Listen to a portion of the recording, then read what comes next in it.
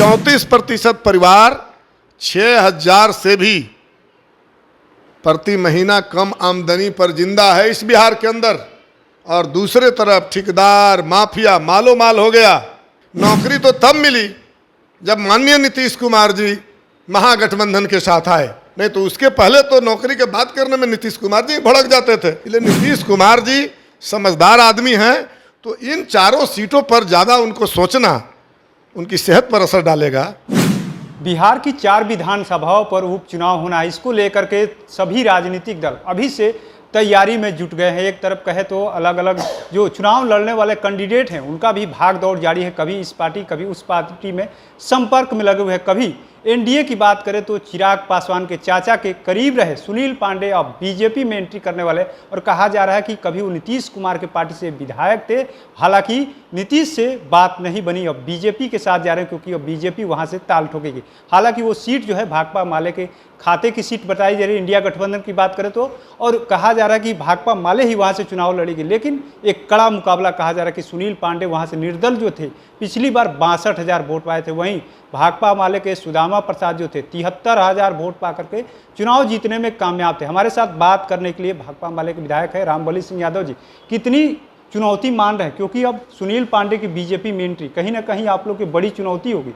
NDA के सामने India का जो मुकाबला जो होगा, बड़ी चुनौती आप लोग के सामने होगी। विपक्षियों में भागदड़ मचा हुआ है, तो इसको चुनौती किस आधार पर कहा जा रहा है? नहीं, कैंडिडेट जो इधर से उधर अपना भागदड़ ही ना है भाई, तो भागदड़ मचा हुआ है, तो ये चुनौती नहीं है। ये कहिए कि ऐसे लोकतंत्र है, चुनाव है, लेकिन इसको क्या चुनौती माना जाए? हम कह रहे हैं कि तरारी एक है, 4 जो विधानसभा उपचुनाव होना है, तो उसमें एक तरारी जो विधानसभा है, ये 2015 में भाकपा माले ने इस सीट को जीता था, और ये सीट हमारे पार्टी के संस्थापक नेता और चर्चित नेता कॉमरेड राम नरेश राम का कहिए कि कर्मभूमि रहा है, और 1995 से लेकर के जब तक वो जीवित रहे उस क्षेत्र से माननीय विधायक के रूप में रहे। उसके बाद में 2010 में हम लोग नहीं जीत पाए, लेकिन 2015 में जो गठबंधन था, भाकपा माले अकेले चुनाव मैदान में थी, और उस समय कितनी ताकतवर गठबंधन सामने था, और उस परिस्थिति में भाकपा माले का तरारी विधानसभा में जीत हुई थी। और अब तो गठबंधन है, इसलिए अब इसमें इस बट क्या है? इस बार से ज्यादा आप लोग का मार्जिन बढ़ा, इस बार भी क्या मार्जिन बढ़ेगा कि? अरे इसमें कहाँ दो राय है, इसमें तो कहीं दो राय है नहीं। इसलिए मैं कह रहा हूँ कि बाकी विपक्षी जो लोग हैं एनडीए गठबंधन में जो हैं, कौन लड़ेंगे कौन नहीं लड़ेंगे, कौन भाग जाएंगे किस दल में, ये उनका विषय है। ये महागठबंधन और भाकपा माले का विषय ही नहीं है। इसलिए इस पर उन्हीं लोगों से पूछिए कि क्या भाकपा माले के सामने खड़ा होने में भी उनको दिक्कत हो रही है, तभी तो भागा भागी कर रहे हैं लोग। पशुपत पारस की पार्टी में थे, वो लगा कि बीजेपी वहां से चुनाव करें कि उनको हिम्मत नहीं है ना। भाकपा माले जब सामने है तो भगदड़ मचेगा ही, और गठबंधन है, महागठबंधन है। ये 2024 नहीं है, 2024 में भी वहाँ से हम लोगों ने जीता है जरूर, लेकिन उस समय वो बिहार के राजनीति से जुड़ा विषय नहीं था, देश के जुड़ा विषय था। लेकिन जब ही बिहार में बातें आएगी, बिहार में जनता का एक विश्वसनीय पार्टी और विश्वसनीय गठबंधन, जिसके नेता, जिसके टीम में भाकपा माले भी शामिल है, तो ऐसे स्थिति में इसमें ये बट कहाँ है? और इसलिए एनडीए खेमा से जो उम्मीदवार होंगे उसमें तो अभी भागा भागी चलेगा। कौन मैंने खड़ा होना चाहेगा? हार के लिए कोई खड़ा होता है लोग? तो ऐसा स्थिति में तो भागा भागी होगा ही, स्वाभाविक है। तो ये विषय भाकपा माले का नहीं है। भाकपा माले और गठबंधन बिल्कुल तैयार है। आप लोग तैयार है, लेकिन आप लोग में सहमति है कि कौन लड़ेगा? आप ही लोग लड़िएगा कि आरजेडी वहीं दावत ठोक देगा? इसमें देखिए, इसमें कहीं भी राजनीति जगत में कोई बहस ही नहीं है, तो नया बहस खड़ा करने की कोई आवश्यकता नहीं महसूस हम कर रहे हैं। कि 4 सीट जो खाली है और इस महागठबंधन में कोई ऐसा भी सवाल नहीं है, कहीं से कोई दावा भी नहीं है। और हम समझते हैं कि इस मामले में तो हमें नहीं लगता है, बाकी हमारे जो महागठबंधन के राज्य स्तर के जो नेता हैं उनके तरफ से कोई सूचना भी नहीं मिला है, कोई जानकारी भी नहीं मिली है नहीं। इसलिए हम लोग समझ रहे हैं कि इसमें कहीं से कोई इंडिया गठबंधन एकताबद्ध गठबंधन है। चुनौती तो मानते हैं ना, नीतीश कुमार है, सुशासन बाबू, अभी कल ही उन्होंने बहुत कुछ सुनाया आप लोगों को, कहा कि ये लोग क्या किए, हम जब आए तब से काम शुरू हुआ, विशेष पैकेज भी मिला है पिछले दिनों, जिस तरीके से उन्होंने चर्चा किया कि हमने दिलवा दिया विशेष राज्य का दर्जा, तो आप लोगों ने ख़त्म कराया यूपीए गवर्नमेंट ने। जो किया वो तो पता न चल गया। बिहार में जो आर्थिक सर्वेक्षण हुआ तो उसे तो पता चल गया कि क्या किया गरीबों के लिए। 34% परिवार 6,000 से भी प्रति महीना कम आमदनी पर जिंदा है इस बिहार के अंदर, और दूसरे तरफ ठेकेदार माफिया मालो माल हो गया। तो न्याय के मामले में तो देखा गरीबों के साथ आपने क्या न्याय किया है। अब महादलित और अति पिछड़ा, ये 34% जो परिवार जलालत की जिंदगी जी रहे हैं वो आसमान से आए हैं, वही लोग आए हैं जिनको महादलित और अति पिछड़ा के नाम पर आपने वोट हासिल किया है। आपने उनके साथ विश्वासघात किया है विकास के नाम, न्याय के नाम पर, सुशासन के नाम पर, और दूसरे तरफ पूरे बिहार के साथ विश्वासघात किया है विकास के नाम पर। चूँकि आपका बनाया हुआ पुल जो है 13 दिन में 15 पुल गिर जा रहा है।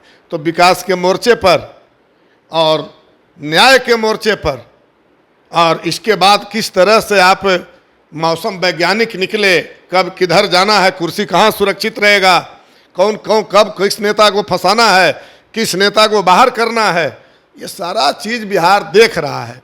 और इसलिए कल जो सुनाए, कल तो 15 अगस्त था, कल राजनीति का विषय नहीं था, कल विषय था कि आपने जो किया उसको गिनाइए और आगे जो आपका विजन है बिहार को आगे ले जाने का बताइए। तो ये तो गीत गा रहे थे 5 बता ही दिए 12 लाख सरकारी नौकरी देंगे 25 तक, जो बचा है करने जा रहे हैं पुलिस को लेकर के, तमाम विभाग की जो नौकरी है 25 तक 12 लाख नौकरी हो जाएगी। बचल रहेंगे तब ना, ज़्यादा बोलेंगे तो ये जो है इनको जो भारतीय जनता पार्टी है जिनके साथ ही हैं, ये तो बेरोजगारी पैदा करने वाला है। नौकरी तो तब मिली जब माननीय नीतीश कुमार जी महागठबंधन के साथ आए, नहीं तो उसके पहले तो नौकरी के बात करने में नीतीश कुमार जी भड़क जाते थे कि कहाँ से मिलेगी। अब ये बोल रहे हैं, तो ये बोल रहे हैं, और इनका जो आरक्षण है, आरक्षण को जब 9वीं सूची में डालने की बारी आई तो भाजपा ने हाथ खड़ा कर दिया। ये इनका ही नारा था, पूरा अभियान चलाए थे विशेष राज्य के दर्जा के लिए, और अब इनको झुनझुना थमा दिया गया, पैकेज क्या लेकर के घूम रहे हैं। तो असल में इनको डर लग रहा है कि 2025 के चुनाव में कौन सा मुंह लेकर जाएंगे।